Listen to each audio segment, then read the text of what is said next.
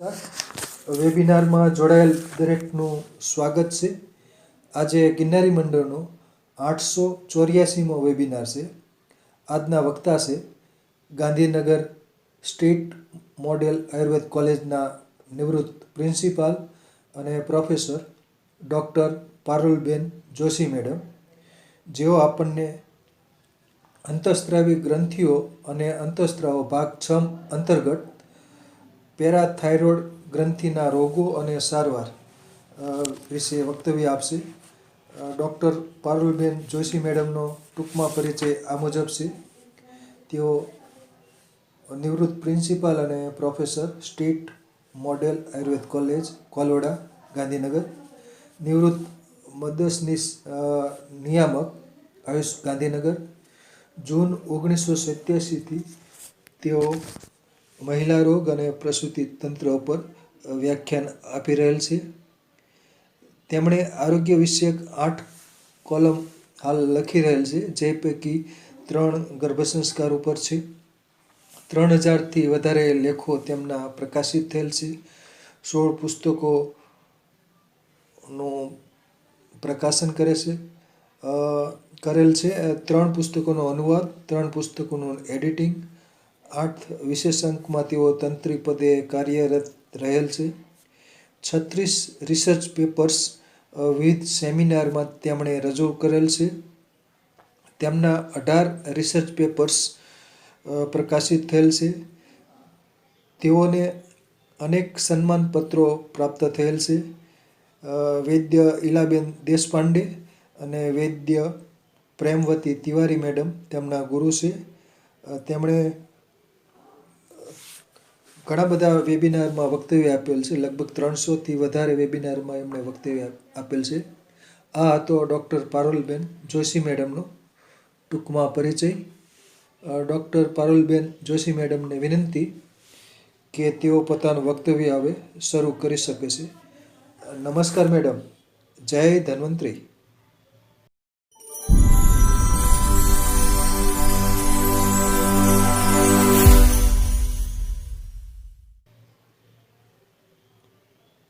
નમસ્કાર મેડમ.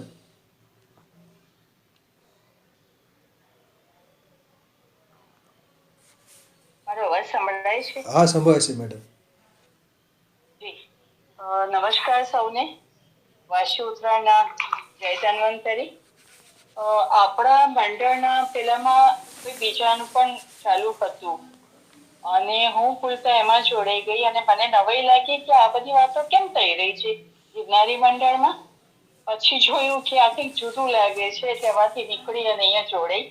એટલે ઘણી વાર વધારે પડતા ઉત્સાહથી માણસો ગ્રુપમાં મેસેજ મૂકતા હોય, મારા જેવા કોટે ચડી જાય. એટલે સૌને આનંદપૂર્વક આમંત્રણ છે.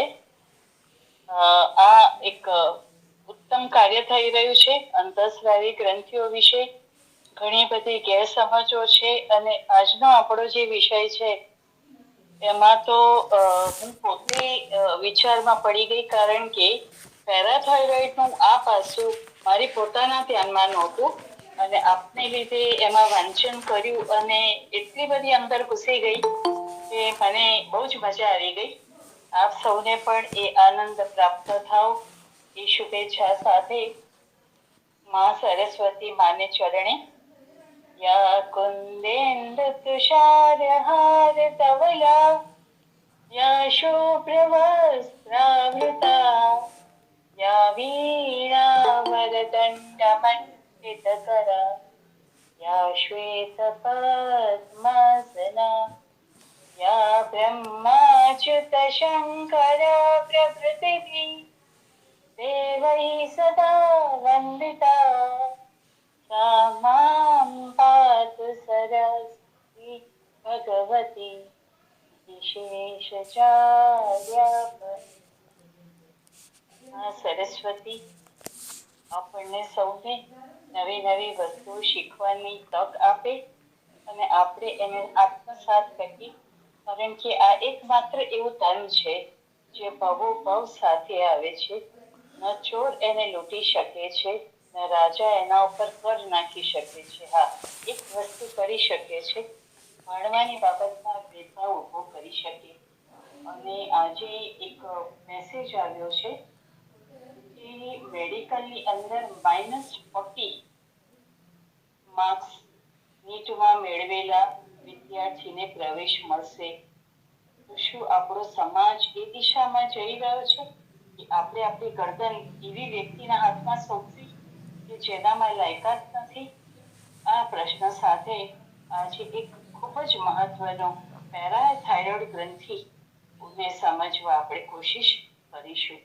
પેરા એટલે નેક્સ્ટ ટુ, જેની પાસે આવેલું છે.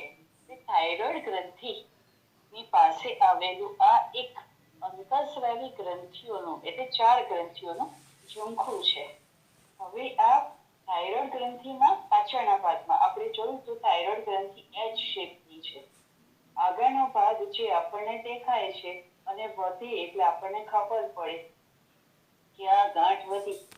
તો પાછળના ભાગમાં શું ચાલી રહ્યું છે એ આપણે જોઈ ન શકીએ.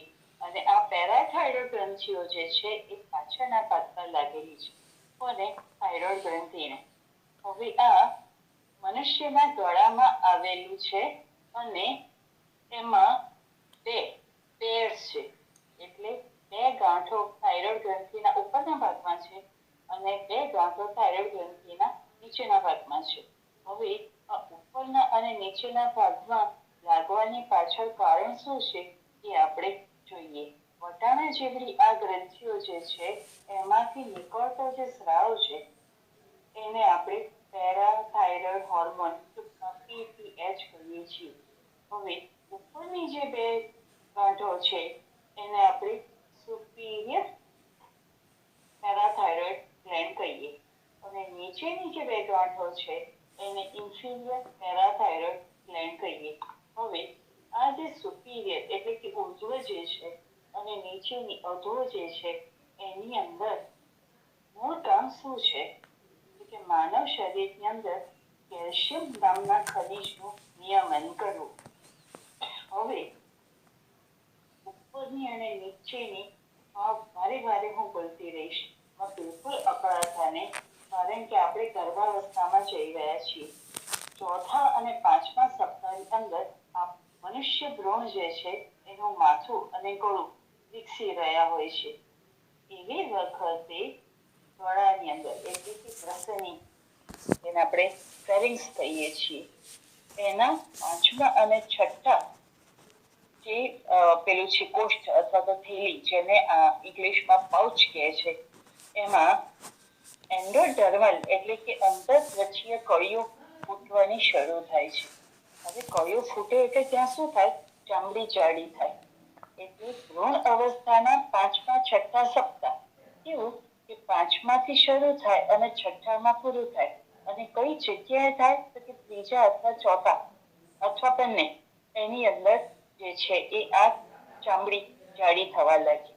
અને 6ઠા સપ્તાહમાં આ જાડી થયેલી ચામડી જે છે એમાં જે 3જો કોષ્ઠ છે એટલે કે પાઉચ જે છે એમાંથી ફૂટીને ઇન્ફિરિયર એટલે કે અધો ગ્રંથિ એની સાથે સાથે થાઇમસને લઈને એનું નિર્માણ જે છે એ નીચેની દિશામાં વધતી જાય. એટલે ગતિ એ નીચે ડાઉનવર્ડ મોમેન્ટ શરૂ થાય અને સાથે સાથે એની વૃદ્ધિ વિકાસ પણ થવા લાગે. એટલે ભ્રૂણ અવસ્થાની અંદર હંમેશા એકથી વધારે ગતિઓ થતી હોય છે. એટલે આ નીચે જાય અને સાથે વૃદ્ધિ અને વિકાસ પામે. આપણે બધા છીએ એક સાથે 3 કામ થઈ રહ્યા છે. હવે જે ચોથી થેલી જે છે એ પાઉચમાંથી સુપીરિયર એટલે કે ઉર્ધ્વ પેરાથાઇરોઇડ જે છે એનું નિર્માણ થવા સાથે અલ્ટીમો બ્રેકિયલ બોડી જે આગળ જતા સી સેલ્સ બનશે કોના? થાઇરોઇડના. અને એના નિર્માણની સાથે સાથે એ પોતાની દિશા જે છે એને આવવાનું તો નીચે જ છે. કેમ કે ગળાના ઉપરના ભાગમાંથી નીચે અવતરિત થાય છે. જે રીતે થાઇરોઇડ નીચે આવતો હતો એ જ રીતે આ પણ નીચે આવે છે. પણ આમાં કેવું છે કે થાઇમસ ગ્રંથિને પણ એ સાથે લેતું આવે છે. અને આ ભ્રૂણ અવસ્થાના 7મા અને 8મા સપ્તાહ દરમિયાન શરીરના અન્ય અંગ ઉપાંગોની સાથે સાથે પેરાથાઇરોઇડ ગ્લેન્ડ જેને આપણે પરા અવટુકા ગ્રંથિ કહીએ છીએ તે રસનીની દિવાલથી છૂટી પડવા લાગે છે. 4 ગ્રંથિઓ છે એ રસનીની દિવાલથી છૂટી પડવા લાગે છે. એટલે આ કેવું થયું કે આપણે રેતી હતી એના ઉપર ઢગલી કરી, ઢગલી જે છે એ ધીરે ધીરે મોટી થતી ગઈ. હવે એ ઢગલી જે છે એને આપણે બોલ બનાવી અને એને જુદું પાડ્યું. જુદું પાડીએ એટલે કે રેતી મટી નથી જતી. આ વસ્તુનું ધ્યાન રાખવાનું છે. હવે નીચેનો એટલે કે ઇન્ફિરિયર પેરાથાઇરોઇડ ગ્લેન્ડ જે હતા એ થાઇમસ ગ્રંથિની સાથે સાથે નીચે ઉતરવા લાગે છે અને ગળાના નીચેના ભાગ તરફ થાઇમસ ગ્રંથિને ખેંચે છે અને ત્યાં આગળ એ પોતાનું સ્થાન બનાવે છે. ક્યાં? થાઇરોઇડના નીચેના ભાગ પર. પણ એ ક્યારે? જ્યારે ભ્રૂણાવસ્થા પૂર્ણ થવા આવે ને ત્યારે એ પોતાનું સ્થાન ત્યાં જમાવે છે. પણ એનો અર્થ એ નથી કે પોતાનું કાર્ય નથી કરી રહી. એ જે ચામડી જાડી થવા લાગી એની સાથે સાથે પેરાથાઇરોઇડ ગ્લેન્ડ ફંક્શન શરૂ થઈ ગયા. એટલે કે 5મા સપ્તાહ, ભ્રૂણ અવસ્થાના 5મા સપ્તાહથી પેરાથાઇરોઇડ ગ્રંથિ પોતાના કાર્ય શરૂ કરી દે તો ને તો જ ભ્રૂણ જે છે એનો વ્યવસ્થિત વૃદ્ધિ અને વિકાસ થાય. કેમ? એ કેલ્શિયમનું નિયમન કરે છે અને આપને ખબર હશે કે ભ્રૂણ અવસ્થાની અંદર કેલ્શિયમ મિનરલ બહુ મહત્વનો ભાગ ભજવે છે. હવે સુપીરિયર ગ્લેન્ડ જે છે એ નીચે ઉતરે છે પણ એને ઇન્ફિરિયર ગ્લેન્ડ જેટલું નીચે ઉતરવાની જરૂર નથી. એટલે એ થાઇરોઇડ ગ્રંથિના પાછળના ભાગ પર એટલે પોસ્ટિરિયર પોર્શનના ઉપરના ભાગ પર આવીને અટકી જશે. ભવિષ્યમાં ઇન્ફિરિયર થાઇરોઇડ આર્ટરી આ સ્થળે રિકરન્ટ લેરિન્જિયલ નર્વને ક્રોસ કરશે એટલે કે અવરોધશે. અવરોધશે એટલે એની ક્રિયાની અવરોધે એ ત્યાંથી પસાર થશે અને પસાર થાય એની સાથે સાથે એ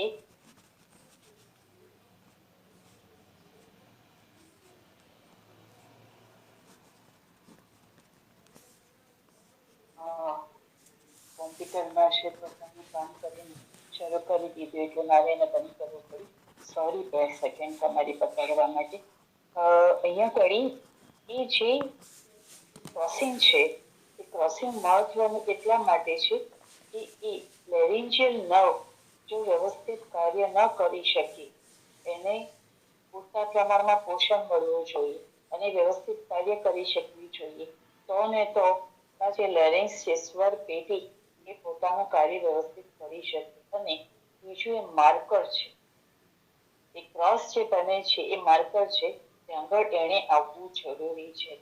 હવે આ જે થાઇરોઇડ ગ્રંથિનો પાછળના ભાગમાં જે લોઅર પોલ બને છે ત્યાં સુધી થાઇમસની સાથે એને પહોંચવું જરૂરી છે.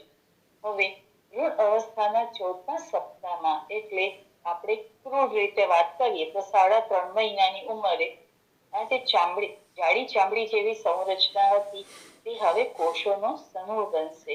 એમાં રક્તવાહિનીઓ ભળશે અને એવું સ્વરૂપ લે છે કે આપણને એમ લાગે કે આ બોલ જેવું બની ગયું છે.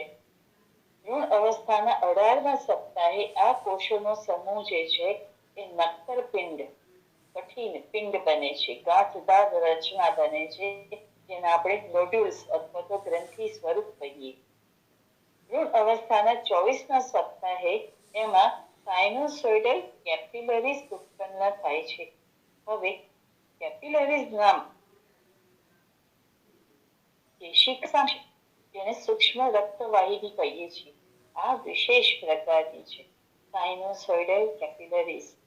આ વિશેષતા શું છે કે એમાં જે દિવાલો છે એમાં મોટી જગ્યાઓ રહે છે એટલે મોટા કોષો અને મોટા કણો એમાંથી પસાર થઈ શકે છે.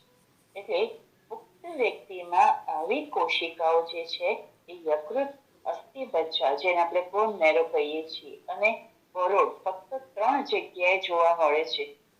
જ્યારે આ ભ્રૂણ અવસ્થાની વિશેષ પરિસ્થિતિને ધ્યાનમાં રાખીને કુદરતે આ સંરચના એને આપી.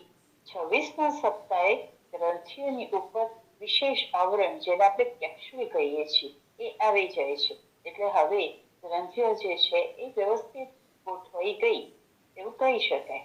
32 થી 40મા સપ્તાહ દરમિયાન એટલે 8મા થી 10મા મહિનામાં ગર્ભમાં આ ભાગ થાઇરોઇડ અને થાઇમસના કોષો કરતા જુદો પડે છે. એટલે નાવ યુ કેન આઈડેન્ટિફાય કે આ પેરાથાઇરોઇડ ગ્લેન્ડ છે. ટૂંકમાં આપણે જોયું કે ભ્રૂણ અવસ્થામાં છઠ્ઠા સપ્તાહે ત્રીજા અને ચોથા ગ્રસની પૌચ જે છે એમાંથી જાડી ચામડી બનવાની શરૂ થઈ અને ત્રીજી કોથળી નીચે અને ચોથી કોથળી ઉપર રોકાઈ જઈને ગ્રંથિ સ્વરૂપ લે અને થાઇરોઇડ ગ્રંથિના પાછળના ભાગમાં એ આવી અને પોતાની પોઝિશન લઈ લે.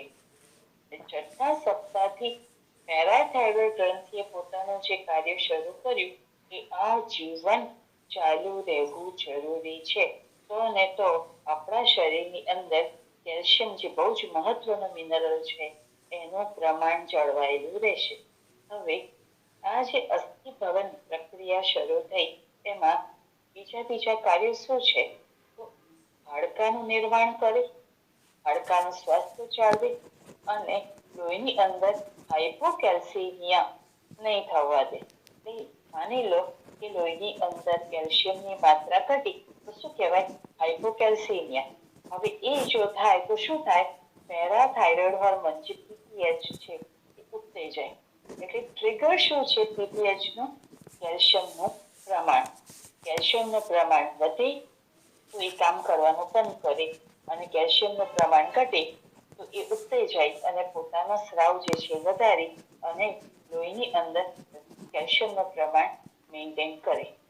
હવે બીજું એનું કામ શું છે?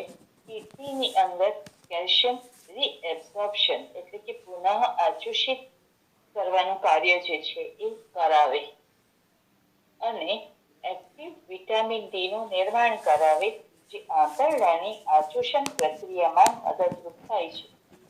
એક રીતે એવું કહી શકાય કે આ જે અન્નનો દ્વિતીય અવસ્થા પાક અને તૃતીય અવસ્થા પાક સાથે સંકળાયેલું કાર્ય છે.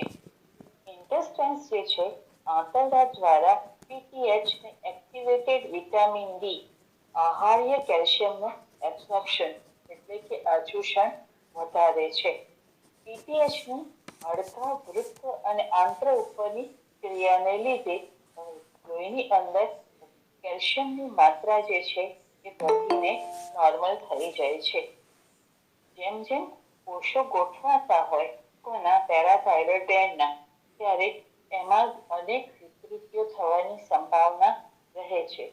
સંશોધનો તો ચાલુ છે પણ મનુષ્ય શરીર આટલા બધા કોષો અને સંસ્થાઓ ધરાવતી અટપટી છતાં વ્યવસ્થિત સંરચના છે તેને એક ભાવમાં સમજવી અશક્ય છે. અત્યાર સુધીમાં થયેલા સંશોધને તદ્દન ઉપરછલ્લી દ્રષ્ટિએ જોઈએ છીએ આપણે.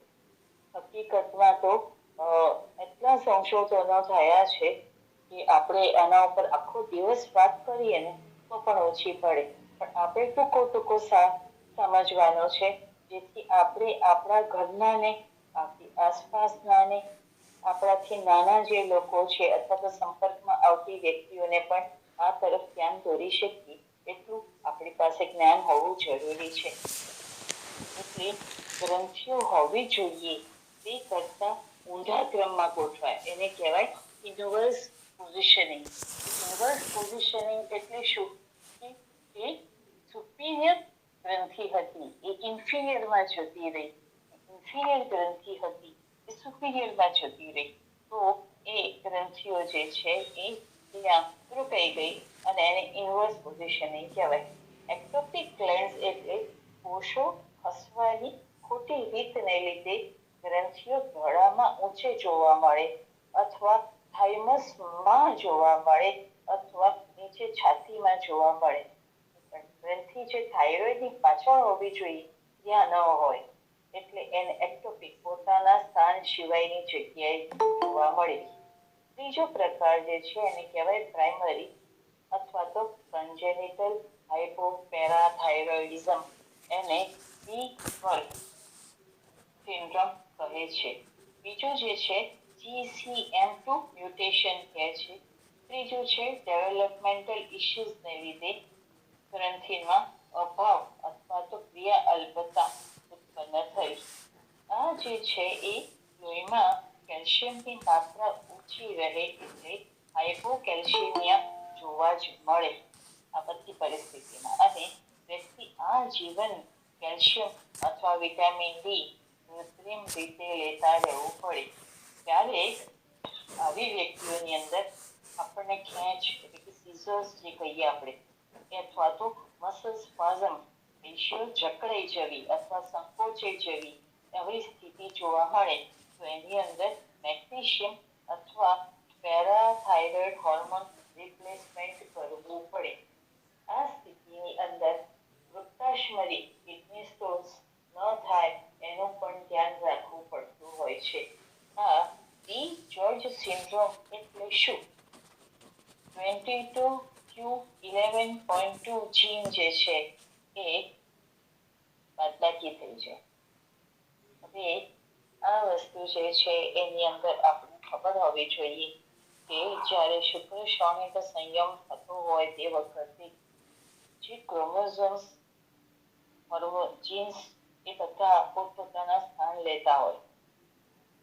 કેવું છે, પહેલા હેપ્લોઇડ થાય, પછી ડિપ્લોઇડ થાય ને એ પાછું એની હેલિક્સ બનાવે. એ હેલિક્સ બનાવતી વખતે માં જે કોઈ પ્રકારના કારણો બન્યા, આપણે તેને કહી શકાય કે પ્રાક્તન કર્મ એ કહેવું જ યોગ્ય છે.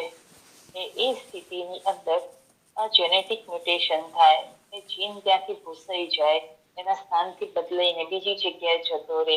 સરવાળે જ્યારે એનું ઇન્ટરપ્રિટેશન કરીને કોષ સંરચના ગોઠવવાની હોય એ વખતે એ વસ્તુ મળે નહીં. અને વસ્તુ મળે નહીં એટલે કેવું કે પ્રસંગ લીધો, વસ્તુ તો ઠેકાણે મૂકી હતી પણ વસ્તુ મળે નહીં, અને જે દોડધામ થઈ જાય એવી દોડધામ આ વખતે પણ થઈ જાય. અને ભ્રૂણ અવસ્થામાં જે સમયે જે વસ્તુ જ્યાં હોવી જોઈએ ત્યાં ના હોય તો ક્રિયા ત્યાંથી આગળ ચાલવાનું શરૂ કરી દે.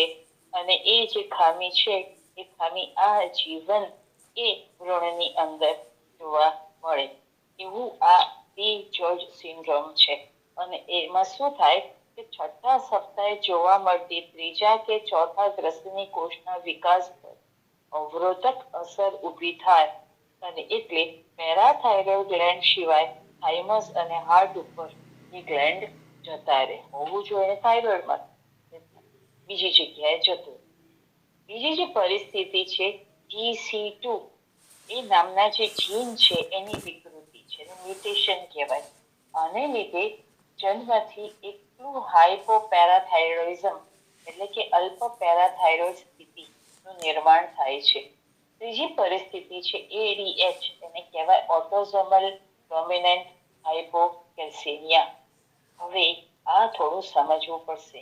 આપણા શરીરમાં કેલ્શિયમ સેન્સિંગ રિસેપ્ટર જીન, જેને સી કેપિટલ એ સ્મોલ, એસ અને આર કેપિટલ જીન કહે છે, આમાં ખોડ આવે ત્યારે ઉત્પન્ન થતી આ પરિસ્થિતિ છે ADH, ઓટોઝોમલ ડોમિનન્ટ હાઇપોકેલ્સેમિયા. ચોથી પરિસ્થિતિ છે AIRE જીન મ્યુટેશન. આના માટે આપણે AIRE થોડું સમજી લઈએ. AIRE એટલે ઓટો ઇમ્યુન રેગ્યુલેટર પ્રોટીન. હવે આ જે છે એ રોગ પ્રતિકારક શક્તિ, ઇમ્યુનિટી જે છે એને તાલીમ આપવા માટે મહત્વનો પ્રોટીન છે. હવે આ પ્રોટીન ના હોય તો ગડબડ બહુ મોટી થઈ જાય. થાઇમસ ગ્રંથિમાં બેઠેલી આ પ્રણાલી, આ સિસ્ટમ જે છે એ થાઇમસ ગ્રંથિમાં બેઠેલી છે. એ શરીરને પોતાના કોષોને ઓળખવા અને તેને સહન કરવાનું શીખવે છે. એવું આપણે કહીએ કે હમ સબ ભારતીય હૈ, આપણે બધા ભારતીય છીએ. હવે એમાં કેટલાક નોટોરિયસ તત્વો હોય એ શું કરે, જે કંઈ પબ્લિક વસ્તુઓ છે એની અંદર તોડફોડ કરે, એ રસ્તે પસાર થાય તો હંમેશા રોંગ સાઈડે જ ચલાવે.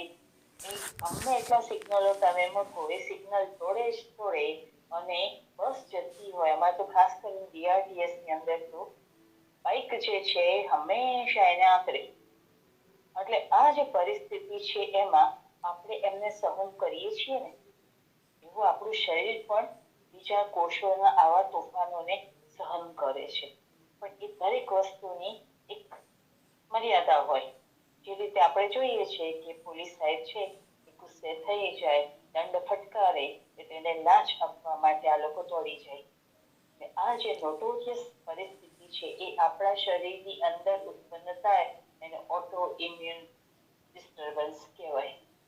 આ ફેલ જાય છે, ફેલ ગયું, કારણ કે એને જે વસ્તુ કરવી જોઈતી હતી, નિયમનું પાલન કરવું એ નોર્મલ પરિસ્થિતિ છે. પણ આ બધું જે આપણે સાંભળ્યું બધું શું છે? ફેલિયર ઓફ નોર્મલસી છે, વિકૃતિ છે.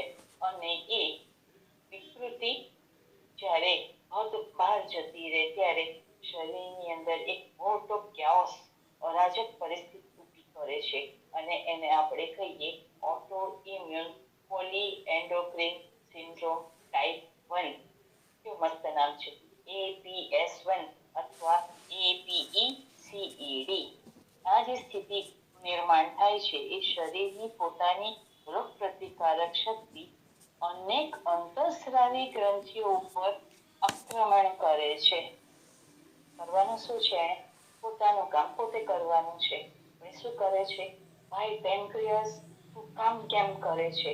ભાઈ થાઇરોઇડ તું કામ કેમ કરે છે? તારે કામ નથી કરવાનું અથવા વધારે કરવાનું છે અથવા ઓછું કરવાનું છે. એટલે કેવું કે લેફ્ટ રાઈટ અપ ડાઉન બધા સિગ્નલો ચાલુ કરી દે અને તંત્ર ખાડે જાય એવી સ્થિતિ થઈ જાય. બીજા કોષો ઉપર એ આક્રમણ કરે એને હાઇપોપેરાથાઇરોઇડિઝમ, એને એડિસન્સ ડિસીઝ અથવા એડ્રિનલ ઇન્સફિશિયન્સી, આવા જાતના રોગોને એ ઉત્પન્ન કરે. ક્રોનિક મ્યુકોક્યુટેનિયસ કેન્ડિડિયાસિસ એટલે કેવું છે કે શ્લેષ્મકલા ત્વચીય જીર્ણ સંક્રમણ, પણ કોનું? કેન્ડિડિયાનું.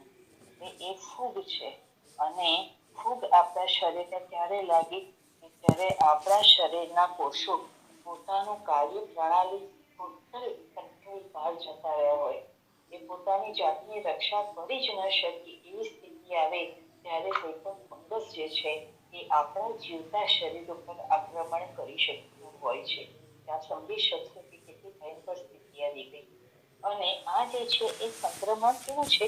જીર્ણ છે, લાંબા સમય સુધી હોય. અને એટલે શું થાય કે ત્યાંના જે કોષો છે એમાં પરમાનન્ટ ડેમેજ એ ઉત્પન્ન કરી દેતા હોય છે. હવે આ જે કારણ શું છે આ બધું થવા પાછળ? તો કાર્ય નહીં કરી રહેલા એટલે નોન ફંક્શનલ પ્રોટીન્સ જે છે એ શરીરમાં છૂટા ફરે છે, તોફાની તત્વો છૂટા ફરે છે અને તેમની અનેક નુકસાનકારક અસરો જોવા મળે છે. તેના ભાગરૂપે APS1 સિવાય અનેક ઓટો ઇમ્યુન રોગો ઉત્પન્ન થાય છે. કારણ કે થાઇમસના ટી સેલ્સ, જે આપણે થાઇમસ ગ્રંથિ વખતે જોયું હતું, એ જે એન્ટીજન્સને ઓળખી તેને શરીરમાંથી દૂર કરવાની ક્ષમતા હતી એ એમાં રહી નથી. અને એટલે આ જે નુકસાનકારક તત્વો છે, શરીરના તત્વો છે, એ નુકસાનકારક છે, એને ઓળખી ન શકવાને લીધે થઈ પોતાના શરીરના કોષોને આ ટી સેલ્સ દુશ્મન સમજી તેમના ઉપર હુમલો કરે છે. એટલે પોલીસ જે છે એ અમારે તો અહીંયા બન્યું હતું ચંડોળા તળાવની અંદર મારપીટ, બધાને પકડ્યા પછી ખબર પડી કે તો મૂળ ભારતીય, ગુજરાતી અને અમદાવાદના રહીશો છે. એવી જગ્યાએ રહેવા શું કામ ગયા એવું આપણાથી ના કહેવાય. એટલે ઓટો ઇમ્યુનિટી ઉત્પન્ન થાય, APS1 અથવા APECED એવી એક ગંભીર બીમારી અવસ્થા ઉત્પન્ન થાય. પણ લક્ષણો શું હોય? આપણે ઓળખી કે તે શકીએ આ રોગને? કે વિટિલિગો, શ્વેત્ર ઉત્પન્ન થાય, પર્નિશિયસ એનિમિયા. હવે આપણને ખબર છે પર્નિશિયસ એનિમિયા વિટામિન B12 ની ખામીને લીધે રક્તકણ જે છે એના નિર્માણમાં ખામીથી ઉત્પન્ન થનારો પાંડુ રોગ છે. એટલે આપ સમજી શકશો કે કોઈ એક દિશામાં લક્ષણો નથી જઈ રહ્યા, અનેક દિશાઓમાં ઉત્પત્તિ થઈ રહી છે. ત્રીજું જે લક્ષણ છે એનામેલ એટલે દાંતની ઉપરનું જે મજબૂત આવરણ, એની અંદર ઇફેક્ટ ઉત્પન્ન થાય. એટલે એને શું કહેવાય? એમિલોજેનેસિસ. દંત નિર્માણ સમયે તેના ઉપરના આ મજબૂત કવચની અંદર ખામી આવે અને એને લીધે એ પાતળું એટલે કે thin હાઇપોપ્લાઝિયા થાય. અથવા પિત્તેડ થાય એટલે કે એની અંદર ખાડા પડી જાય, સમતળ ના રહે. આપને ખબર હશે કે એનામેલનું સમતળ હોવું ખૂબ જરૂરી છે. ત્રીજું જે છે એ રૂડ એટલે કે એની અંદર ખાટ બની ગયો હોય, જન્મથી જ એની અંદર ખાડા હોય અથવા તો ખાટ બનેલું હોય એટલે કે એનામેલ જે છે એની અંદર ચીરા પડેલા હોય. ડિસ્કલરેશન, ચોથું જે છે ડિસ્કલરેશન, એ સફેદ સિવાય નથી, કાળું, લાલ, પીળું, મટમેલો રંગ હોય આવા એનામલનું હોવું આપણને જોવા મળે. દાંતની જે રક્ષા કરવાનું જે કવચ હતું એ નબળું હોય ને, દાંતોની અંદર સડો, એની અંદર સેન્સિટિવિટી એટલે કે ઠંડુ હોય, ગરમ હોય કે કોઈ વસ્તુ અડે તો તરત જ રાડ પડી જાય માણસ. અને ડેમેજ એટલે કે એની અંદર સફેદ ટપકા ઉત્પન્ન થાય એટલે આપણે સમજી જવાનું કે આ જે દાંત છે એની અંદર નુકસાન થયું છે. અથવા ઊંડા ખાડા રૂપમાં એ વસ્તુ આપણને જોવા મળે. આવું જન્મ સમયે હોય, ઉપરાંત વારસાગત જન્મ પછી પણ આવતી બીમારીઓને લીધે વાગે કે પૂરતું પોષણ ન મળે ત્યારે એક અથવા એકથી વધારે દાંતોમાં આવી અસર જોવા મળે. એ ઉપરથી વિકાસકાલીન રોગ તરીકે સ્પષ્ટ થાય છે. આ સ્થિતિના મુખ્ય બે ભાગ પાડ્યા છે: એનામેલ હાઇપોપ્લાઝિયા, જેને આપણે ક્વોન્ટિટેટિવ એટલે કે પૂરતું એનામેલ કવચ ન હોવું એટલે કે પાતળું, પિત્તેડ, રૂડ અથવા એબ્સેન્ટ ન હોવું એવી સ્થિતિ ઉત્પન્ન કરે છે. અને બીજી પરિસ્થિતિ છે એનામલ હાઇપોમિનરલાઇઝેશન, એ ક્વોલિટેટિવ છે. હવે દાંતના આવરણની જે જાડાઈ કુદરતી હોવી જોઈએ અને એના નિર્માણમાં ખનિજની જે ગુણવત્તા હોવી જોઈએ એ નબળી છે, એટલે એની અંદર આપણને ડિસ્કલરેશન વધારે જોવા મળે છે.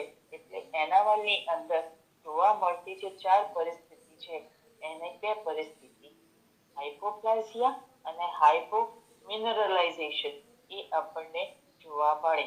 હવે આટલું લાંબી ચિંતા કેમ કરી? કારણ કે દાંતનું આવરણ નબળું હોય તો દાંતની અંદર કોટર એટલે કે કેવિટીઝનું નિર્માણ થાય, એ નબળા પડી જઈને નષ્ટ થાય, એ ઇરોડ થાય એટલે કોતરાઈને નષ્ટ થાય. સેન્સિટિવિટી વધારે હોવાને લીધે થઈને વ્યક્તિને ખાવા પીવાની ક્ષમતા પર અસર પડે અને એટલે એના જીવન ઉપર અસર ઉત્પન્ન થાય અને ફ્રેક્ચર એટલે કે દાંત ભટકી જાય. આવી જે પરિસ્થિતિ ઉત્પન્ન થાય એ આ પરિસ્થિતિ આપણને જોવા મળે. એના ઉપરથી આપણે સમજવાનું. હવે પેરાથાઇરોઇડ ગ્રંથિ બે પ્રકારના કોષોથી બને છે: એક ચીફ એટલે કે મુખ્ય કોષો અને બીજા ઓક્સિપિલ કોષો. ચીફ કોષો જે છે એ પેરાથાઇરોઇડ હોર્મોન નિર્માણ અને પેરાથાઇરોઇડ હોર્મોન સ્ત્રાવ માટે જવાબદાર કોષો છે. લોહીમાં, ફરી પાછી વાત આવશે, લોહીમાં કેલ્શિયમની ઉણપ હાઇપોકેલ્સિમિયા સ્ટેટમાં CASR આપણે ખ્યાલ છે, કેલ્શિયમ સેન્સિટિવ રિસેપ્ટર્સ, પેરાથાઇરોઇડ ગ્રંથિના ઉચ્ચ સ્તર પર રહેલા છે. તે જી પ્રોટીન મેસેન્જર પાથવેને સક્રિય કરે છે, એક્ટિવેટ કરે છે. એટલે PTH જે છે એનો સ્રાવ થાય છે અને રક્તમાં કેલ્શિયમનું પ્રમાણ સમ્યક થઈ જાય છે. પણ જો હાઇપર કેલ્સિમિયાની સ્થિતિ આવે તો આ જી પ્રોટીન મેસેન્જર પાથવે જે છે એમાં અવરોધ ઉત્પન્ન થાય અને એટલે શું થાય? પીટીએચ નિર્માણ અને સ્રાવ અટકે અને ફરી રક્તમાં કેલ્શિયમની માત્રા સરખી થઈ જાય. એટલે જે વધારે હતી એ ઘટી અને ફરી પાછું નોર્મલ થઈ જાય. આપણે ખબર હોવી જોઈએ કેલ્શિયમ જે છે એનું આવાગમન સતત ચાલતું રહે છે, એટલે એનું ડિપ્લેશન જો થાય તો શરીરમાં તરત જ વાતાવરણ ઊભું બની જાય અને એનું રિપેર કરવું ખૂબ જરૂરી હોય છે. હવે બીજા જે ઓક્સોફિલ સેલ્સ છે એના વિશે હજી જોઈએ એટલી જાણકારી પ્રાપ્ત થઈ નથી, પણ અત્યાર સુધી જેટલું સંશોધન થયું છે એવું દર્શાવે છે કે સેકન્ડરી હાઇપર પેરાથાઇરોઇડિઝમના કિસ્સામાં પેરાથાઇરોઇડ હોર્મોન સ્રાવ ઉત્પન્ન આ ઓક્સિફિલ સેલ્સ દ્વારા થાય છે. ઓક્સિફિલ સેલ્સ ચીફ સેલ્સ કરતા આકારમાં મોટા છે અને જેમ જેમ આપણી ઉંમર વધતી જાય તેમ તેમ ઓક્સિજન સેલ્સનું પ્રમાણ પણ વધતું જાય. હવે આપણે થોડું હાઇપર પેરાથાઇરોઇડિઝમને ઓળખીએ. આમાં કેવું છે, શબ્દો એકદમ સિમિલર આવે છે, કે મારે ધીમે ધીમે બોલવું પડે છે. આઈ હોપ હું આપને કષ્ટ નથી આપી રહી. પેરાથાઇરોઇડ હોર્મોન સ્રાવ જે છે એ રક્તમાં કેલ્શિયમ અને ફોસ્ફરસનું નિયમન કરે છે. જો કેલ્શિયમ ઘટે તો પેરાથાઇરોઇડ હોર્મોન સ્રાવ જે છે એ અસ્થિમાંથી કેલ્શિયમને ખેંચે અને આંતરડા અને વૃક્કોને એ કેલ્શિયમ અચૂષિત કરવામાં સહાય કરે. એટલે લોહીમાં જે છે એ કેલ્શિયમ આવી જાય. એટલે શું થયું? એક દેશીય વૃદ્ધિ, એક દેશીય ક્ષય. અસ્થિમાં ક્ષય થયો અને રક્તમાં વૃદ્ધિ થઈ. આ પરિસ્થિતિ જે છે એ વંશને નુકસાન કરનારી નીવડે. લાંબા ગાળે આવું જો વારે વારે થાય તો લાંબા ગાળે એ વંશને નુકસાન કરે. પણ હાઇપર પેરાથાઇરોઇડિઝમમાં જ્યારે પેરાથાઇરોઇડ ગ્રંથિ સ્રાવનું અત્યધિક નિર્માણ અને સ્રાવ કરે છે. નિર્માણ કરે છે અને સ્રાવ કરે છે. નિર્માણ કરવું અને સ્રાવ કરવો બે જુદી પરિસ્થિતિઓ છે. એટલે એ ધ્યાનમાં રાખવું. સરવાળે લોહીમાં કેલ્શિયમની માત્રા સતત વધે છે, જે તે હાડકામાંથી ખેંચે છે અને તેનું આચૂષણ પણ વધારે છે. સરવાળે શરીરનું તંત્ર ખોરંભાય છે. કેમ? બૂમો પાડશે, અહીં ઘડી કેલ્શિયમ જે વધ્યું ડિપોઝિટ થશે, એટલે જ્યાં કેલ્શિયમ ના હોવું જોઈએ ત્યાં કેલ્શિયમ પહોંચ્યું અને જ્યાં કેલ્શિયમ હોવું જોઈએ ત્યાંથી એ ખેંચ કરે છે. સરવાળે બૂમાબૂમ થઈ ગઈ. આ હાઇપર પેરાથાઇરોઇડિઝમના પાછા 3 પ્રકારો છે. પ્રાઇમરી એટલે કે પ્રાથમિક, બીજું દ્વિતીયક એટલે સેકન્ડરી અને ત્રીજું ટર્શરી એટલે કે તૃતીય. હવે પ્રાઇમરી જે છે એમાં એક કે તેથી વધુ ગ્રંથિઓ ઉત્તેજિત થાય અને માં સ્થાનિક ગ્રંથિ એટલે કે જ્યાં આગળ આ પેરાથાઇરોઇડ છે એ જ જગ્યાએ બીજી ગાંઠ બની છે એવા સમયે પ્રાઇમરી હાઇપર પેરાથાઇરોઇડિઝમ ઉત્પન્ન થાય. અને આ ગ્રંથિ સામાન્ય રીતે મેલિગ્નન્ટ ના હોય, બિનાઇન હોય અને ખાસ કરીને એડિનો પ્રકારની હોય છે. સેકન્ડરી એટલે કે દ્વિતીયક હાઇપર પેરાથાઇરોઇડિઝમ છે એમાં ગ્રંથિઓની ઉત્તેજનાનું કારણ અન્ય કોઈ સ્થળે રહેલું હોય છે, જેમ કે કિડની ફેલિયર એટલે કે વૃક્કક્રિયા હાનિ, વિટામિન ડી ની ઉણપ. આને લીધે કેલ્શિયમ ઘટે અને કેલ્શિયમ ઘટે એટલે ગ્રંથિ ઉત્તેજાય અને સેકન્ડરી હાઇપર પેરાથાઇરોઇડિઝમ જોવા મળે. ટર્શરીની અંદર શું છે? લાંબા સમય સુધી દ્વિતીયક પ્રકારનો હાઇપર પેરાથાઇરોઇડિઝમ રહ્યું હોય ત્યારે ગ્રંથિઓ ઓટોનોમસ. હવે આ સ્થિતિ જે છે એ સમજવી પડશે. ઓટોનોમસ એટલે આપણે કહીએ સ્વતંત્ર, કોઈના પર ડિપેન્ડન્ટ નથી. પણ ગ્રંથિ કોઈ દિવસ એ સ્થિતિમાં ના આવી શકે. ગ્રંથિ એ સ્થિતિમાં આવે એટલે બબાલ ઊભી થઈ જાય, ચાઓસ આપણે કહીએ. સામાન્ય રીતે કોઈ પણ ગ્રંથિનો સ્રાવ તેને મળતા પોઝિટિવ નેગેટિવ ફીડબેક આદેશોને અધીન હોય છે. ઓટોનોમસ એટલે કે સ્વાયત્ત સ્થિતિમાં ગ્રંથિ આ કુદરતી કાબુમાં રાખનારી પરિસ્થિતિઓથી મુક્ત રહીને સ્વતઃ અત્યધિક પ્રમાણમાં પોતાના સ્રાવોને સ્રવે છે. આવું થવા માટે ફરી પાછી 3 પરિસ્થિતિઓ જવાબદાર છે. સ્થિતિ પહેલી, જેમાં રેગ્યુલેશન ન થવું એટલે કે નેગેટિવ ફીડબેક જે આવવું જોઈતું હતું, જે ગ્રંથિના સ્રાવને રોકવાની પ્રક્રિયા છે એ કાર્યક્ષમ ન રહે ત્યારે જે છે એ ગ્રંથિને કમાન્ડ મળતો નથી કે ભાઈ અટકી જા. એટલે ગ્રંથિ એમ સમજે છે કે ભાઈ મારે તો કામ કરવું પડશે, હું થાકું કે ના થાકું મારે કામ કરવું પડશે. એટલે એ બેન કામ કરવાનું ચાલુ રાખે. બીજી પરિસ્થિતિની અંદર ગ્રંથિમાં એક્સેસ સિક્રેશન પોતાના વિશેષ સ્રાવનું વધારે પ્રમાણમાં ઉત્પાદન કરે છે અને એનો સ્રાવ કરે છે પોતાની જાતે. ત્રીજી પરિસ્થિતિ જે છે એની અંદર હાઇપર ફંક્શન છે. આ પ્રાઇમરી હાઇપર ફંક્શનની સ્થિતિ જેવું જ છે જે આપણે જોયું ને આગળ એ જ રીતે, પણ રક્તમાં હોર્મોનનું અત્યધિક પ્રમાણ ક્રિયા વૈષમ્ય ઉત્પન્ન કરે છે. આમાં સ્થાનિક એટલે કે જે સ્રાવી ગ્રંથિ છે એમાં ગાંઠ ઉત્પન્ન થઈ છે, ટ્યુમર અથવા હાઇપરપ્લાઝિયા એટલે કે એબ્નોર્મલ સેલ ગ્રોથ જે છે એ થયેલો છે. હવે ગાંઠ થવી એટલે કેવું કે ત્યાં આગળ પહેલા સોજો આવે, પછી એ જે કોષો છે એ ક્યાં પોતાની સાઈઝમાં વધી જાય તો એ ટ્યુમરનો રૂપ લે, અથવા એની અંદર એ જે કોષો છે એ કોષોની પોતાની સંરચના સિવાય એ કોષોની વૃદ્ધિ થવી, દેટ ઇઝ હાઇપરપ્લાઝિયા. એમાં જે છે કેન્સરની દિશા પકડવાની સ્થિતિ બહુ જલ્દી આવી જતી હોય છે. એટલે ટ્યુમર અને હાઇપરપ્લાઝિયા બે પરિસ્થિતિ જુદી છે. એ બંને અહીંયા આગળ આપણને ટર્શરી સ્થિતિની અંદર જોવા મળે. હવે ઓટોનોમસ સિક્રેશનને લીધે હાઈ બ્લડ કેલ્શિયમ, જેને હાઇપર કેલ્સિમિયા કહીએ છીએ, ઉત્પન્ન થાય. એમાં કિડની સ્ટોન્સ, પ્રકાશ ફરી અને બોન ડિમિનરલાઇઝેશન એટલે કે અસ્થિમાં જરૂરી મિનરલ્સ હોવા જોઈતા હતા એનું પ્રમાણ ઘટી જાય એવી સ્થિતિનું ઉત્પન્ન થાય છે.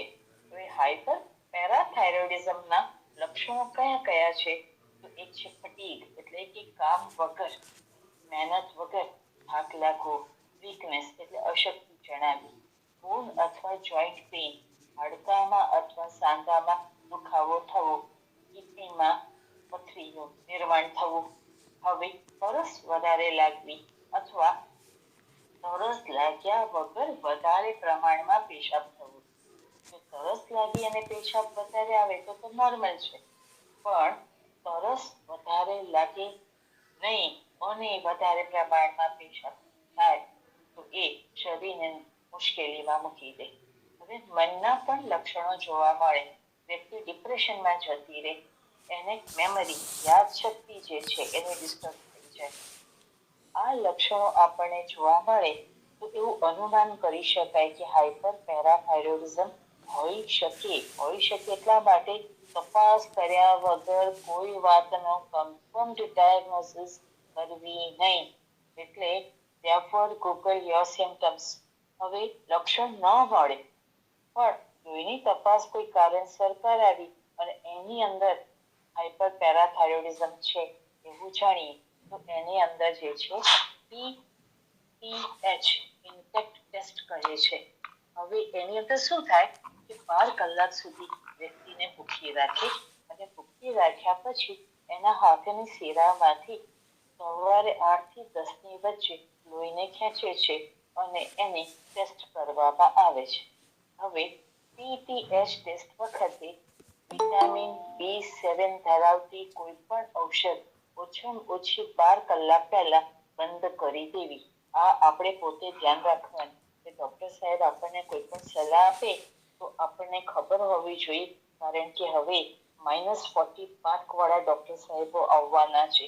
એટલે આપણે અત્યારથી સાવધાન થઈ જવું કે આપણને આ વસ્તુ કરવા કીધી તો આપણે કઈ કઈ વસ્તુ જાતે ન લેવાનું યાદી યાદ રાખવી, લેવાની યાદી પૂછીને બનાવવી. હવે આ સિવાય જે છે એ સીરમ ક્રિએટિનિન PUN 1 ટેસ્ટ, 3 નંબરની અંદર સીરમ આલ્કલાઇન ફોસ્ફેટેઝ જેને ટૂંકમાં ALP કહે છે, તે એક એન્ઝાઇમ ટેસ્ટ છે, એટલે વિશેષ ટેસ્ટ છે અને આપને ખબર છે કિડની ફંક્શન ટેસ્ટ. ચોથા નંબર પર આવશે 24 hour યુરિન કેલ્શિયમ ટેસ્ટ.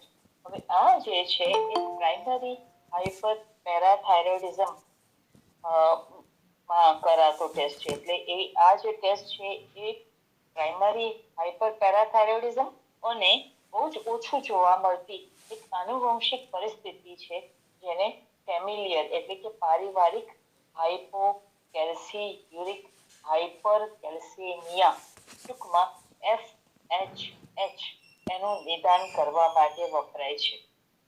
એટલે આ બેમાંથી FHH છે કે નહીં એ જાણવા માટે 24 hour યુરિન કેલ્શિયમ ટેસ્ટ કરાય છે. પાંચમું છે પીટીએચ રિલેટેડ પ્રોટીન, પીટીએચ સ્મોલ આરપી. આ વિશેષ તપાસ છે જેમાં લોહીમાં હાઇપર કેલ્શિયમિયાનું કારણ કેન્સર કે એવી કોઈ બીજી પરિસ્થિતિ છે કે કેમ એ જાણવા માટે કરાય છે. તેને હ્યુમોરલ હાઇપર કેલ્શિયમિયા ઓફ મેલિગ્નન્સી કહે છે, ટૂંકમાં HHM. પેલું શું હતું? FHH. આ છે HHM. હવે એ જો નોર્મલ આવે અથવા લો આવે તો આ કેન્સર સિવાયનું બીજું કોઈ કારણ છે, એટલે કે આ વ્યક્તિને કેન્સર નથી, કોઈ પણ પ્રકારની મેલિગ્નન્સી નથી. તો બીજું કોઈ કારણ છે પછી આપણે ખોળવું પડે. પેરાથાઇરોઇડ હોર્મોન નોર્મલ છે કે નહીં એ જાણવા માટે જેમ આપણે આગળ જોયું ઇન્ટેક્ટ પીટીએચ ટેસ્ટ, એ સિવાય સીરમ કેલ્શિયમ. હવે સીરમ કેલ્શિયમ જે છે એના પાછળ બે પ્રકાર છે, સીરમ કેલ્શિયમ ટોટલ અને સીરમ કેલ્શિયમ આયોનાઇઝ્ડ. આ બે પ્રકારની ટેસ્ટ કરાય છે. ત્રીજી ટેસ્ટ છે બ્લડ વિટામિન ડી અને 25 હાઇડ્રોક્સી ટેસ્ટ પણ કહે છે. હવે એ ઓછું કે વધારે આવે, જો ઓછું આવે તો એને સેકન્ડરી હાઇપરથાઇરોઇડિઝમની શક્યતા દર્શાવે છે, એ આપણે ધ્યાન રાખવાનું છે. ચોથી ટેસ્ટ છે સીરમ ફોસ્ફેટ ટેસ્ટ. હવે એને ફોસ્ફેટ ટેસ્ટ પણ કહે છે. આનું પ્રમાણ એ વધઘટના ફોસ્ફેટ, તો એની અંદર કદાચ પેરાથાઇરોઇડ સાથે સંબંધ હોય એવું મનાય છે, કદાચ શક્યતા આવે ત્યાં. પાંચમી ટેસ્ટ છે સીરમ મેગ્નેશિયમ. તો જો મેગ્નેશિયમનું પ્રમાણ ઓછું હોય તો પેરાથાઇરોઇડનો સ્રાવતા રોકીને પેરાથાઇરોઇડ હોર્મોન ડેફિશિયન્સી ઉત્પન્ન કરે છે, એટલે આપણે એને મેગ્નેશિયમ સપ્લિમેન્ટ આપવું પડે. પેરાથાઇરોઇડ ગ્લેન્ડ ફંક્શનની અનિયમિતતાની બીજી અસરો ક્યાં ક્યાં જોવા મળે? તો હાડકાં અને મસલ્સની અંદર આપણને બોન પેઇનની સાથે સાથે ઓસ્ટિયોપોરોસિસ થાય, ફ્રેક્ચર થાય અને વગર કારણે સાંધા દુખે. સાંધામાં સોજો ના હોય પણ સાંધા દુખ્યા કરે. પછી કિડનીની અંદર આપણને જે રીતે કિડની સ્ટોન જોવા મળે, ફ્રીક્વન્ટ યુરિનેશન જોવા મળે, એ રીતે એક્સેસિવ તરસ લાગે છે માણસને, છતાં વ્યક્તિ ડિહાઇડ્રેટેડ રહે છે. કેમ? કિડની ફંક્શન ડિસ્ટર્બ છે. ત્રીજો પ્રકાર જે છે મેન્ટલ અને ઇમોશનલ ફંક્શન્સ જે છે એ આપણને ડિસ્ટર્બ જોવા મળે.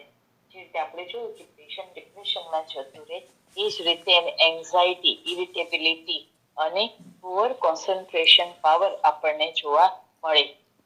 વ્યક્તિ કન્ફ્યુઝ થઈ જાય, એને જમણી બાજુ જવાનું હોય ડાબી બાજુ જતું રહે, વાત કરતા કરતા તું શું બોલતો તો યાદ નથી આવતું, આવું બોલવાનું શરૂ કરે.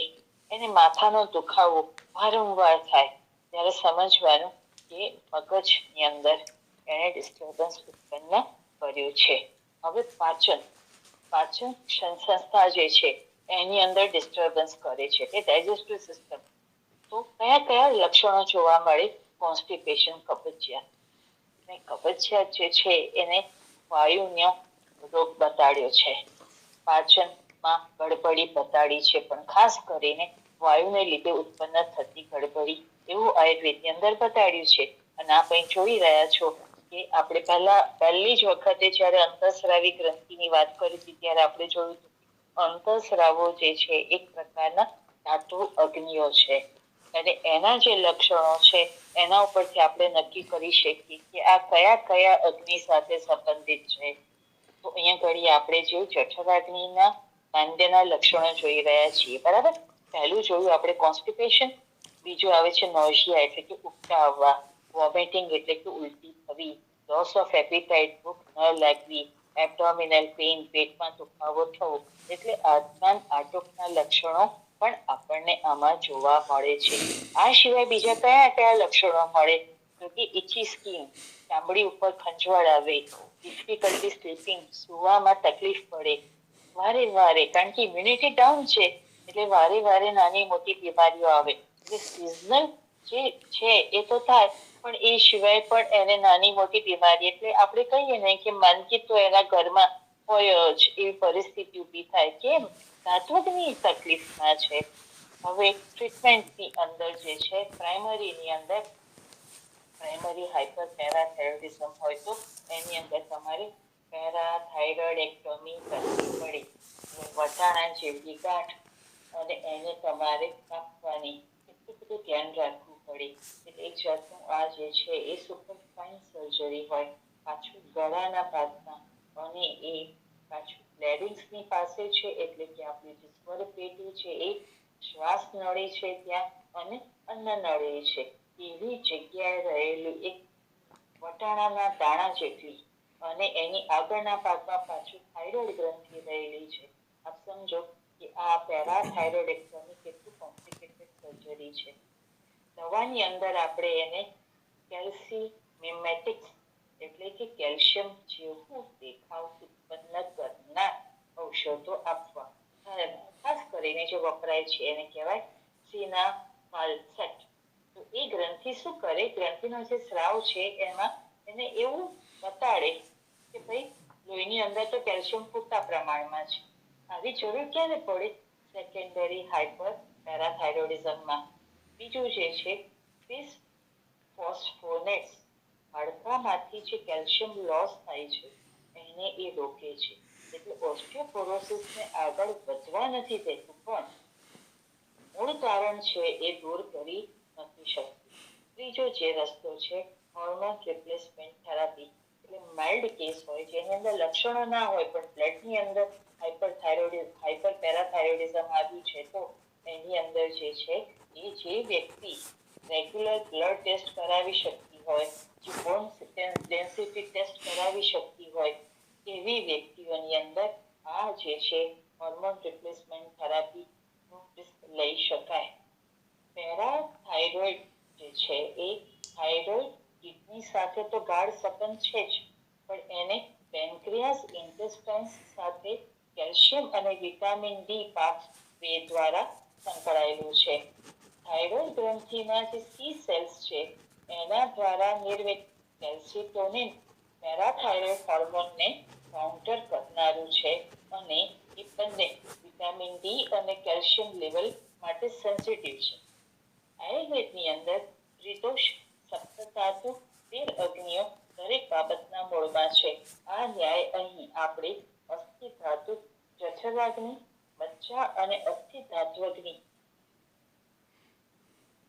હેલો, મારો અવાજ સંભળાય છે? સંભળાય છે મેડમ. એટલે અસ્થિ ધાત્વગ્નિ તથા પ્રાણવાયુ અને વ્યાનવાયુ આ બધા સાથે સંકળાયેલી આ પરિસ્થિતિ છે. એટલે એને ધ્યાનમાં રાખવા પડે. અને દીપન, પાચન, વાતાનુલોમન એના માટે સ્નેહપાન, ખાસ કરીને પંચતિક્ત ગુકુલ એનું આપણે મોઢા દ્વારા સેવન કરાવીને લક્ષણોને કાબુમાં લઈ શકીએ. હવે નથી લઈ શકતા તો પછી આપણે બસ્તી, ખાસ કરીને યોગ બસ્તી આપીએ છીએ. વૃદ્ધ નાની વયના હોય, ડરપોક હોય, મહિલા હોય અથવા વૃદ્ધ હોય તો એની અંદર મહાનારાયણ તેલ કે મહામાશ તેલ એ પણ નથી મળતું તો નિર્ગુંઠી તેલની માત્ર બસ્તીનો ઉપયોગ કરી શકાય. સૌથી ટૂંકો અને સુલભ બિન ખર્ચાળ ઉપાય છે વ્યક્તિ આનંદમાં રહેતા શીખે.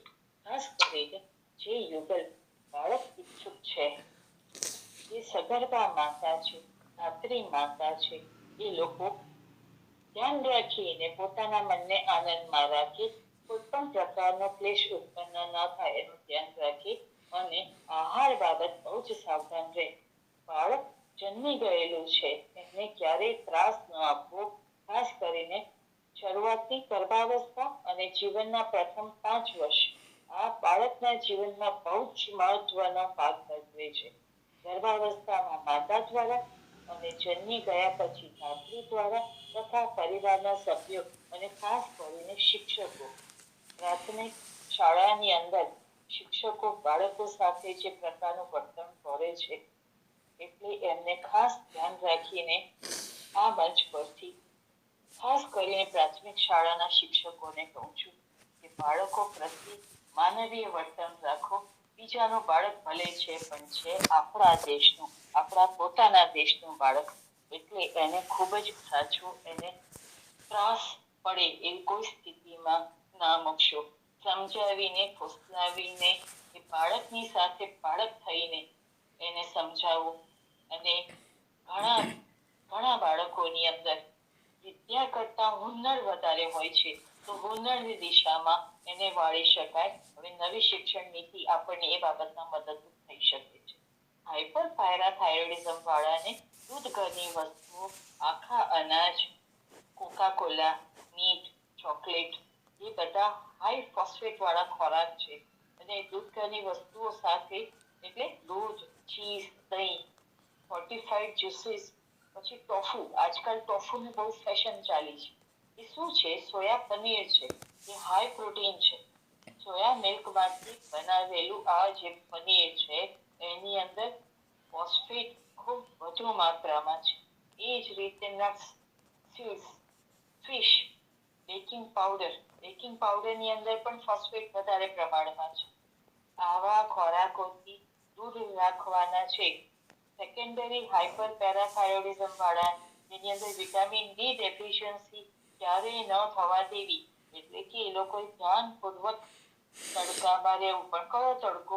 ઉગતા સૂરજનો તડકો, મધ્યાહ્નનો તડકો નથી લેવાનો. એ લોકોએ ખોરાકમાં કેલ્શિયમની માત્રા જાળવી રાખી. જો ઓછી લેશે તો ફરી પાછું પેરાથાઇરોઇડ જે છે એ વધારે પ્રમાણમાં સ્રાવ કરશે અને તમારું હાઇપર પેરાથાઇરોઇડ સ્ટેટસ છે એ મેન્ટેન રહેશે અથવા તો વધશે અને તમે આગળ સાંભળ્યું એ બધા પ્રકારની સમસ્યાઓ ઊભી થશે. પાણી પૂરતું અને વારંવાર પીવું, કારણ કે પાણી એ તમને બચાવનાર પરિસ્થિતિ છે. કસરત નિયમિત કરવી, એક ધારી કરવી, જેથી કોઈ પણ પરિસ્થિતિમાં હાડકા તંદુરસ્ત રહે. કસરત વગર તો તમારો કોઈ આરોવારો નથી. વ્યાયામ આચરેત નિત્યમ સજરા શ્રમ વાતઃ. શ્રમ અને વાયુ બંને લક્ષણો આપણે પેરાથાઇરોઇડિઝમની અંદર આવે છે. હવે હાઇપોપેરાથાઇરોઇડિઝમ જે છે એની અંદર પણ શું કરવાનું છે? તો processed food, carbonated drink, red meet, hard cheese નહીં. આપણે બધા જ શાકાહારી છે એવું માની ન લેવું, કારણ કે આપણને જે પ્રકારના ખોરાક એડલ્ટરેશન કરવામાં આવે છે.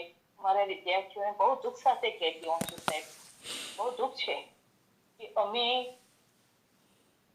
એ વડાપ્રધાન હતા આપણા, એમના રાજમાં અમેરિકાથી ઘઉં આવતા અને અમેરિકાથી ઘી આવતું. ગાયનું ચરબી અમને ઘી કરીને ખવડાવી છે. એટલે અમે ભલે વૈષ્ણવ ધર્મ પાળતા હોઈએ પણ અમે નોનવેજ છીએ, કારણ કે સરકારે અમને ઘી કરીને ગાયનું માંસ ખવડાવેલું છે, સાહેબ. એટલે અમે દૂષિત છીએ. ગમે એટલું પ્રાયશ્ચિત કરીએ પણ અમારા નસમાં એ ગાય માતાનું આજે ઉત્તરાયણ પર્વ વખતે જ પ્રાયશ્ચિત દેહ ગાલ પર થપ્પડ મારીને. પણ હવે આપણને ખબર નહોતી, આપણને ખોટી માહિતી આપવામાં આવી હતી. શું કરવાનું? હજી એ ચાલુ છે, પણ હવે સરકાર નથી કરતી, આપણા દેશવાળા જ કરી રહ્યા છે. દૂધ, દહીં, સી ફૂડ, ખાસ કરીને સાલ્મન ખાવાની તો અત્યારે એવી ઘેલછા જાગી છે. નથી ખાવાનું ભાઈ આ બધું. પીતળ, બીન્સ જે છે, રાઈસ એટલે ચોખા, નટ્સ, ખાસ કરીને ડ્રાય ફ્રૂટ્સ. આપને નવી લાગશે કે આયુર્વેદની અંદર એવું કીધું છે કે વધારે પ્રમાણમાં ડ્રાય ફ્રૂટ્સ ખાવાથી પિત્ત બગડે. હવે આ બાબત પર ચર્ચા ચાલતી. મારા છોકરા કે કેવી રીતે બગડે? એટલે મેં એ લોકોને સમજાવ્યું કે ડ્રાયફ્રૂટ્સ જે છે એને પાચન કરવા માટે વધારે પિત્તનો સ્રાવ કરવો પડે. હવે વધારે પિત્તનો સ્રાવ કરે એટલે પિત્ત જે છે વિતક્ત થવાની સંભાવના વધારે છે, કારણ કે ડ્રાયફ્રૂટ્સની અંદર જલીય અંશ નથી. અને આપણને ખબર છે, આપણા આચાર્ય આપણને શું કીધું કે એક ભાગ અન્ન, એક ભાગ જલીય અંશ અને એક ભાગ ખાલી રાખવાનો છે આમાશયનો. તો એક ભાગ અન્ન એટલું જ જલીય અંશ હોવું જરૂરી છે, તો ને તો આહાર પચી શકે. હવે આપણે આવીએ દહીંમાં. દહીંની મંથન પ્રક્રિયા આપણે કરવી છે. અંદર આપણે પાણી ઉમેરીએ છીએ, તો આપણે દહીં મથવા માટે જો પાણી ઉમેરતા હોઈએ તો અન્નને મથવા માટે પાણી જોઈએ કે નહીં? હવે ડ્રાય ફ્રૂટ જે છે ડ્રાય છે, પાણી નથી, એટલે એનું પાચન કરવા માટે એ પિત્તને વધારે પ્રમાણમાં સ્રાવે છે. પિત્ત વધારે પ્રમાણમાં સ્રાવ થાય એ ડ્રાયફ્રૂટને પચન માટે જરૂરી એના કરતા વધારે પિત્ત છે, પણ જલીયાંશ નથી. તો શું થયું ત્યાં? પિત્ત વધ્યું કે નહીં? It is a mechanical failure. એવું અહીંયા ઘડી પણ એ જે છે એ ડ્રાયફ્રૂટ એ અહીંયા ઘડી કેલ્શિયમ જે છે એ વધારે છે. ઓટમીલ આજે બહુ જ વપરાય છે. ઓટમીલ ઓટ ભારતીય વસ્તુ નથી ખાવું બાપા. આપણે ભારતીય વસ્તુ ખાવી છે. એ જ રીતે હાઈ સોડિયમ ફૂડ, પછી એક્સેસિવ કેફીન. કંઈ પણ થયું તો કોફી પીવાનું શરૂ કરી દે છે માણસો.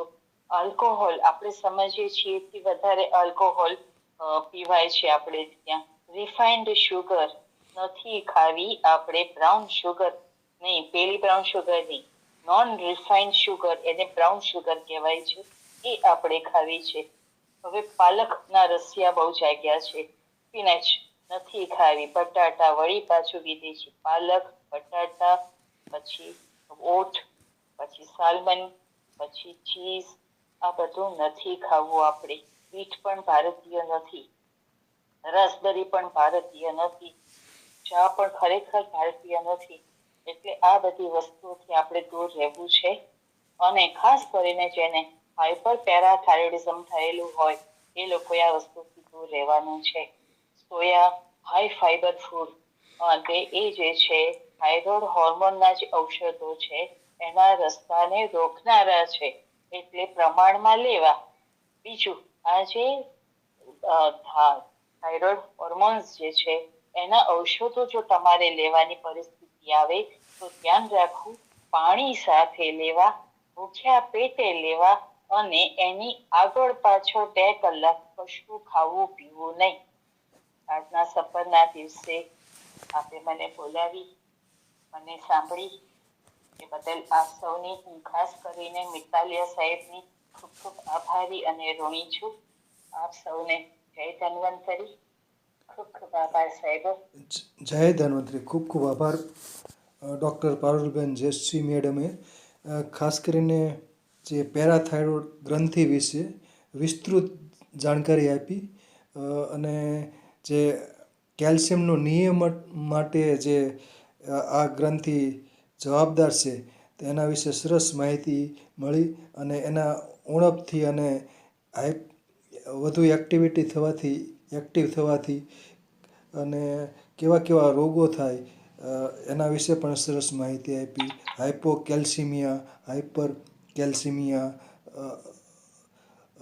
વિટામિન ડીની ઉણપ થાય તો કેલ્શિયમનું નિયમન માટે ખૂબ અગત્યની આ ગ્રંથિ છે. ખાસ કરીને કેલ્શિયમ એટલે કે હાડકાં અને દાંત માટે તો કેલ્શિયમ જરૂરી છે. અને વધારાનું જે કેલ્શિયમ છે નખ અને વાળ માટે પણ જરૂરી છે. તો સરસ માહિતી મળી. ખૂબ ખૂબ આભાર મેડમ. જય ધન્વંતરી. જય ધન્વંતરી સાહેબ. જય ધન્વંતરી. આભાર.